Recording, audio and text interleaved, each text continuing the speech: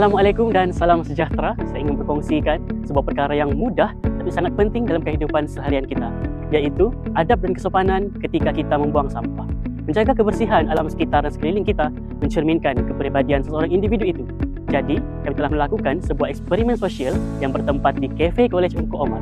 Mari kita sama-sama saksikan.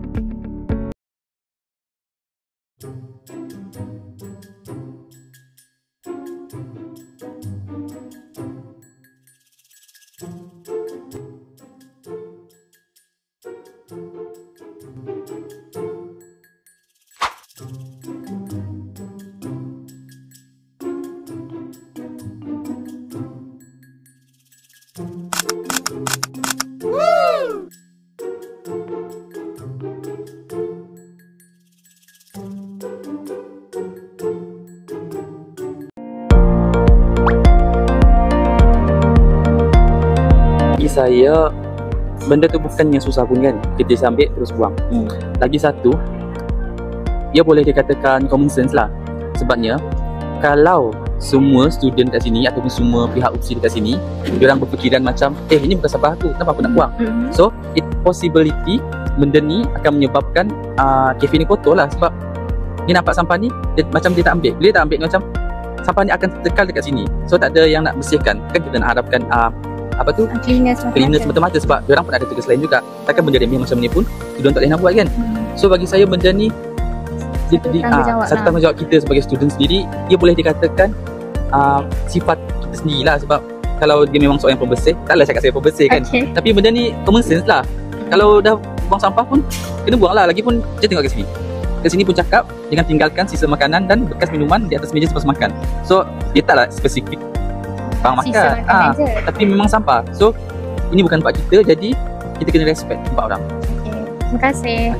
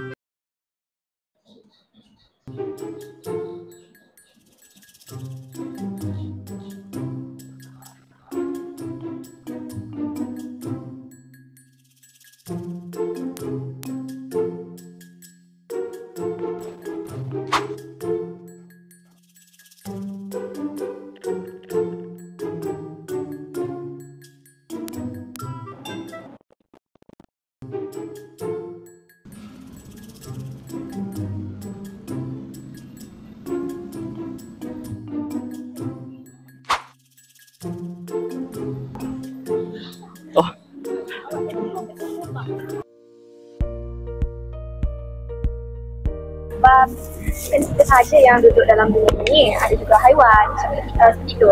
Jadi kalau kita buang sampah rata-rata, dia akan menyebabkan pencemaran tanah, air. Jadi pencemaran ini akan mengganggu habitat haiwan dan keindahan alam kita.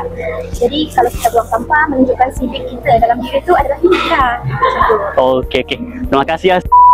Harap kekalkan kita punya akhlak yang baik lah. Ya, betul. Terima kasih.